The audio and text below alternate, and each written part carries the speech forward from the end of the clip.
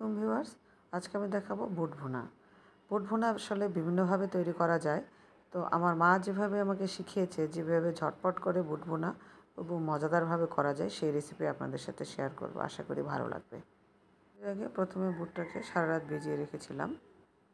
বুটটা প্রেসার কুকারে নিয়ে এর সাথে ইউজ করেছি হলুদের গুঁড়া 1/2 চামচ, ধনিয়ার গুঁড়া 1 চামচ, জিরার গুঁড়া 1 চামচ, লাল কাঁচামরিচ দিয়েছি, লাল মরিচের গুঁড়া দিয়েছি 1/2 চামচ, পেঁয়াজ দিয়েছি 2টা বড় সাইজের এবং রসুন দিয়েছি অর্ধেক, আর দিয়েছি আদা রসুনের পেস্ট।